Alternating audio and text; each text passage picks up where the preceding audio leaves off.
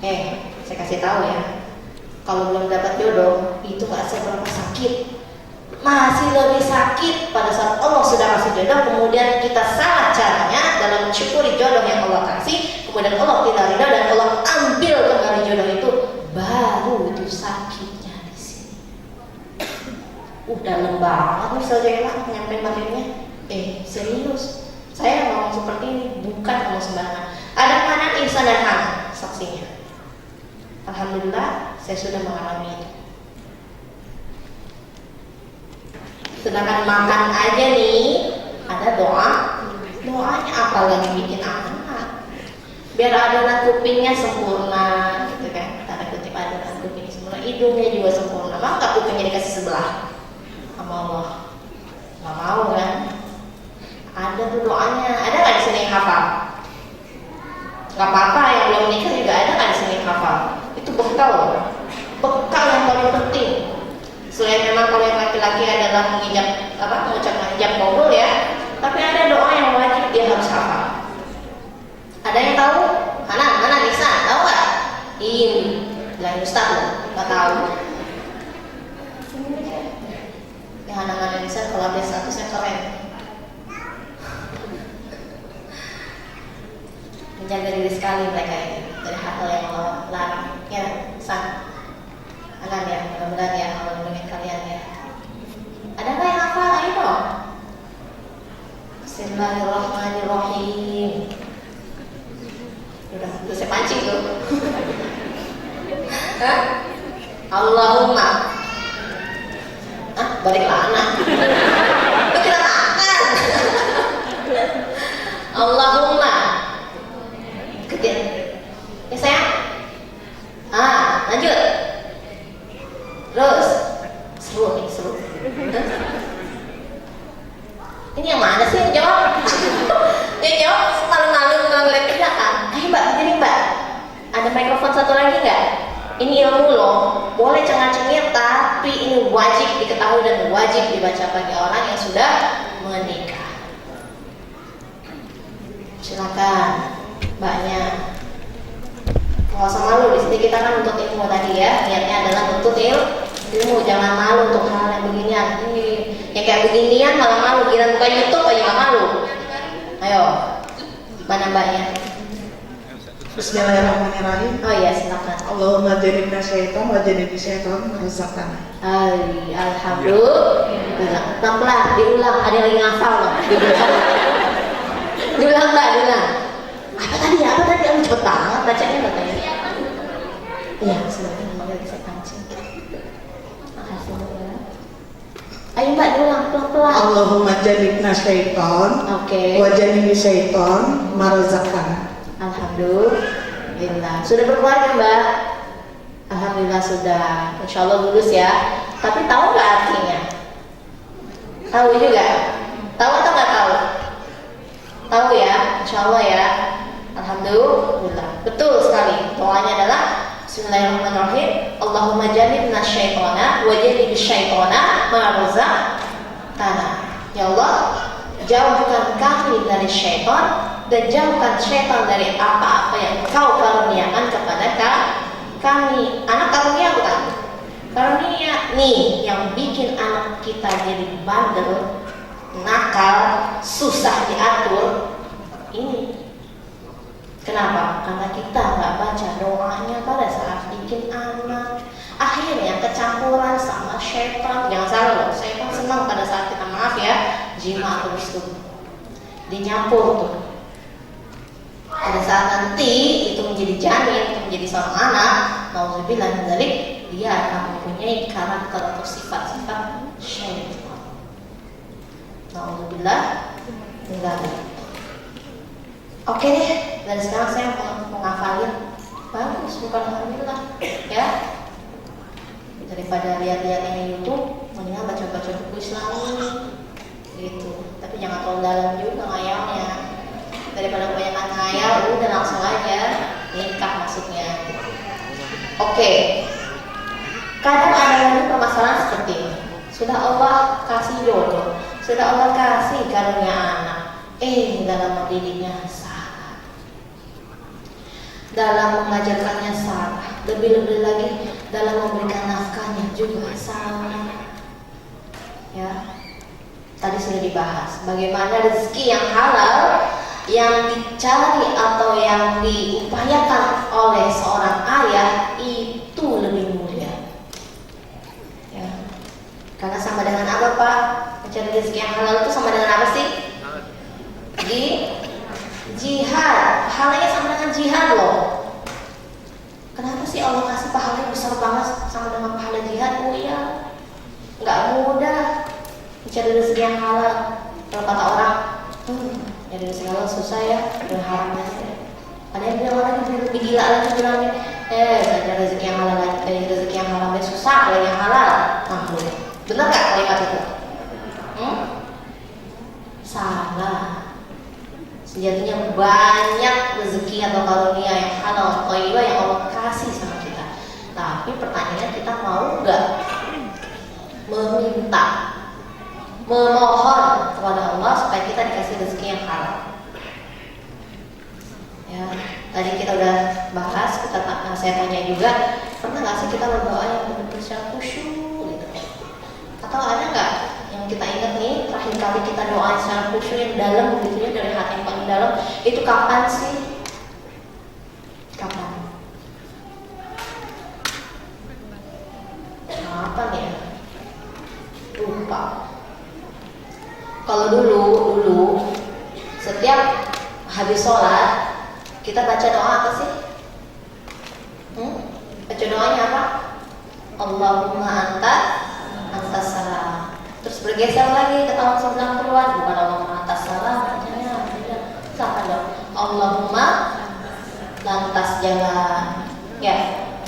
Sekarang 2000-an bergeser lagi. Allahumma apa? Ayo, ada tahu nggak? Allahumma lantas BBM, lantas Twitter, lantas apa lagi? Bohong. Kalau nggak lantas BBM-an, Twitteran dan lain sebagainya. Cek status. Ada? Ada pastinya. Kadang saya juga begitu. Suka sering khilafnya. Jadi habis sholat tuh nggak ada gitu pengen lama-lama berkomunikasi dengan Allah gitu ya. Yang ada tangannya pegel gitu, gatel gitu, bawaannya pengen cepet-cepet ngecek handphone, ya. Parahnya lagi nih, dia malah ada statusnya lagi sholat di masjid Istiqlal, ya, gitu. Lagi sholat di masjid Agung nih, Abu Sadiq Mansur loh, gitu, ya. Lewat dah tuh momennya, ya. Apalagi ada momen-momen yang sempit sekali waktunya, tapi sebenarnya mustajab banget. Di waktu kapan tuh? Waktu azan. Waktu azan sebelum iqamah tuh manfaatin betul-betul deh. Terutama buat yang punya hajat pengen jodoh, udah lama, udah kepengen, udah kebelet pengen punya jodoh. Yang punya jodoh pengen cepet punya anak keturunan soleh-soleha juga manfaatin betul. Kemudian apa? Kita belajar nih dari satu Mansur ya, bahwa beliau bilang gak cukup kalau cuma kita berdoa untuk diri kita saja, tapi kita harus mulai belajar dari sekarang mendoakan orang lain dan minta didoakan. Kadang-kadang nih ya, sebagai contoh, ada orang pergi haji atau ada orang nikah deh, biasanya kita ngapain tuh? Pasti diundang kan? Terus kita kalau nggak undangan ke walimatul safar, terus biasanya kita ngucap apa? Barakallah kalau yang nikah. Kalau yang bergaji, mudah-mudahan sekarang ada yang bilang doain saya ya, makasih udah datang, doain saya ya, mudah-mudahan berangkat hajinya selamat, ibadahnya lancar dan sebagainya. Paling kita jawabnya apa? Amin. Ya nggak? Nikah juga gitu kan, selamat ya, padahal yang nikah masih selamat, ya kan? Barakallah ya, masih mending tuh barakallah. Tapi pernah nggak kita bilang, Allah seneng deh, udah nikah juga akhirnya kamu, gitu kan? Alhamdulillah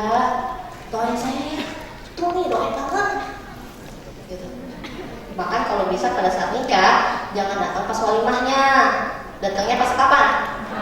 Akad nikah, itu malaikat turun tuh ke bumi.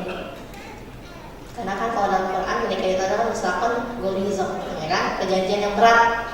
Karena Allah utus malaikatnya ke bumi untuk apa? Untuk mencatat janji sucinya antara laki-laki dan perempuan turunan Adam dan Hawa. Mengikat janji suci akan membina rumah tangga karena Allah. Makanya ini nauzubillah tadi ya, kalau ada suami yang zalim terhadap istrinya, masya Allah, tanggung jawabnya berat. Tanggung jawabnya itu di dunia dan akhirat kita bertanggung jawab kepada Allah Subhanahu wa taala. Pun sama kalau ada istri yang durhaka kepada suami, nauzubillah, tanggung jawabnya juga berat. Karena memang dalam Quran disebutnya misalkan golizah, perjanjian yang berat. Tapi gimana saja kalau memang takdirnya harus bercerai, berpisah? Ya udah judulnya innalillahi wa inna ilaihi raji'un. Kita harus mencoba introspeksi diri, apa sih yang salah sehingga kita dapat tujuan hidup? Apa sih yang kurang tepat? Saya udah punya anak tapi kok anak saya masih bandel aja. Ternyata cara-cara bikinnya dulu salah. Oke, caranya benar tetapi cara ngajarinnya salah. Setiap kali kita bilang ke anak, ya, kita selalu dengan kalimat perintah, dengan kalimat nyuruh, dengan kalimat larangan. Ada nggak di sini? Yang dikit-dikit sama anaknya khawatir banget. Ada? Ada? Jangan lari-lari nanti jatuh. Ada? Sebenarnya itu bukan doa. Sebenarnya itu sugesti. Kalau yang tidak membahayakan, biar saja. Dia main seperti apa, nanti kita tinggal lihat gitu kan. Kalau yang sekiranya membahayakan, kita bilang. Gak perlu dengan bentakan, gak perlu dengan marah. Kalaupun kita ngomong jangan, kita pakai kata sayang. Jangan ya sayang, ini tuh bahaya. Nanti kalau kena kamu berdarah. Jangan ya sayang, duduk aja. Kalau nanti lari-lari, kamu jatuh. Sering kali saya tuh suka sedih gitu ya, ngeliat ada misalkan di jalan gitu ya, di jalan ke mall gitu, terus anaknya ngambeknya masya Allah, ada istilahnya emotional tantrum gitu ya, kalau terhadap anak yang emosionalnya tinggi itu sampai ngoser-ngoser gitu di jalan. Itu orang tuanya bukannya ngerayu gitu ya, bukannya ngediemin gitu si anak, malah tambah galak orang tuanya. Itu terutama seorang ayah nih, bapak yang lebih kurang yang kurang sabar gitu ya terhadap anak dibandingin ibunya. Kalau ibu kan wajar ya, mungkin kena hamil, mengandung gitu ya. Dan seorang ayah kadang-kadang kurang, sehingga mau balik gitu. Udah mulutnya kasar, diam nggak gitu. Ya anak sudah diam, pakai diam, makin dia nangis jadi jerit gitu kan. Nah lebih parahnya lagi dia sampai tahu tangannya, insya Allah. Tapi segala-galanya ayah sekalipun katakanlah nazar ya, kalaupun ada itu yang sampai parah seperti itu, ngomel mulutnya, terus kemudian tangannya kasar. Mudah-mudahan yang ada di sini nggak ada yang seperti itu ya, insya Allah ya. Yang bahaya adalah seorang ibu, sebab setiap kalimat atau kata-kata yang keluar dari mulut seorang ibu adalah doa dan mustajab. Alhamdulillah saya belajar banyak dari almarhum ibu saya, juga almarhum ayah saya. Bagaimana beliau itu bisa sekali mengendalikan emosi, sekalipun beliau marah, beliau selalu berucap adalah doa. Jadi lucunya seperti ini. Contoh saja gitu. Misalkan lari-larian nih, disuruh sholat nggak mau, disuruh mandi nggak mau, kita tarik tangannya, dipukul pantatnya. Sekali atau 3 kali pukul pantatnya, tapi jangan pukul dengan marah gitu, dengan pukulan kasih sayang. Dibacakan apa? A'udzubillahi minasyaitonirrajim. Bismillahirrahmanirrahim. Bismillahirrahmanirrahim. Allahumma shalli ala Muhammad wa ala ali Muhammad. Ibu saya kalau kayak gitu sejak saya kecil, dia kalimat lagi. Ibu bukan pukul kamu, ibu pukul syaitan yang ada di badan kamu, biar syaitannya kabur. Jadi kalau disuruh sholatnya itu dengar sama ibu, disuruh mandinya itu gampang, nggak susah tuh. Bisa kayak gitu kira-kira. Harus bisa. yang dek mana sih ini adik nakal banget ya, dipanggil nggak beneran, udah jadinya apa? Nakal. Bandel banget nih, udah dibilang jaminan bisa juga, jadinya apa? Bandel. Kenapa? Karena seorang anak tuh belum tahu mana yang baik mana yang buruk. Dia cuma tahu apa? Mencontoh. Kalau dia bisa mencontoh yang baik dari kedua orang tuanya, insya Allah dia akan menjadi baik. Nah pertanyaan kita nih, orang tua sering mencontohkan yang salah. Kamu jangan rokok, masih SMP dong rokok. Apa juga sampai rokok? Nah lu bingung kan? Pernah nggak ada yang dibalikin kayak gitu sama anaknya? Iya juga ya. Udah dah, yang penting jangan berlebihan ya. Salah juga. Galau soalnya bapaknya. Ya kan? Nggak dikasih tapi saya ngerokok, nyontenya nggak bener. Disuruh ngerokok sebenarnya jangan. Nah galau kan? Ibunya juga gitu. Dek, habis sekolah jangan kemana-mana ya, langsung pulang rumah ya. Tapi kan mama nggak ada di rumah kalau saya pulang sekolah. Pasti lagi main ke tante sebelah. Nah lu, maksudnya apa? Ngerumpi. Lucu gak? Lucu kan? Anaknya suruh jangan ngayap gitu kan, jangan pergi kemana-mana, pulang sekolah langsung pulang ke rumah. Begitu nyampe rumah dia ada cuma bibinya doang, pengasuhnya doang, ibunya taunya sibuk ngerumpi, gosip di sebelah, arisan segala macem lah gitu. Alhamdulillah, misalnya gimana anakmu deket sama kita, pantulan hatinya itu kurang.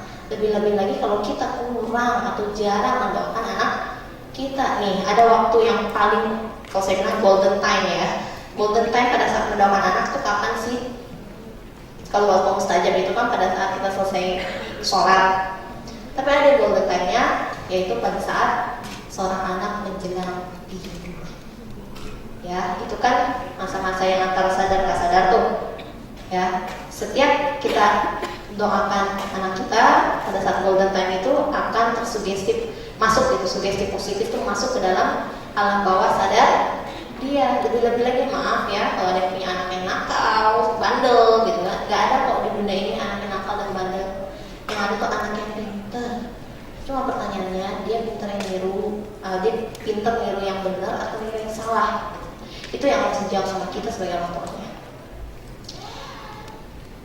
Di golden time itu kita usap gitu kepalanya.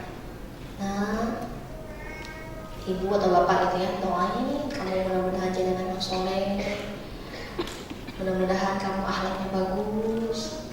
Itu saya enak dengar loh. Kita pernah nggak dalam kondisi tidur antara mimpi nggak mimpi kayak ada suara orang-orang manggil gitu, padahal sebenarnya dia lagi bangunin kita. Itu yang sebenarnya langsung masuk ke dalam alam bawah sadar si anak atau memori si anak.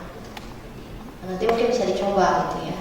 Saya memang alhamdulillah belum Allah karuniai keturunan, tapi saya belajar banyak dari orang tua saya. Nah, gimana nih tips and triknya buat yang belum punya anak dalam memahami keyakinan sebuah doa, the power of doa? Ada yang tahu gak? Kadang-kadang gini ya, kita ini lucu, kita lebih suka, lebih nyaman kalau curhat sama manusia. Dan apabila hamba-hambaku bertanya kepada Muhammad tentang aku ini Allah, maka sesungguhnya aku dekat, kata Allah. Aku kabulkan permohonan orang yang berdoa apabila dia berdoa kepadaku. Hendaklah mereka itu memenuhi perintahku dan beriman kepadaku. Agar apa? Agar mereka memperoleh kebenaran. Seperti tadi saya bilang, kita kebanyakan pengennya doang, ya. Tapi mintanya jarang, berdoanya jarang. Kalau berdoa jarang yang khusyuk, pengennya terburu-buru. Kadang-kadang kita baca nih doa, Allahumma antas salam bla bla bla bla bla, ada lagi doa bahasa Arab. Tapi begitu ditanya, ini tahu nggak itu doa buat apa sih?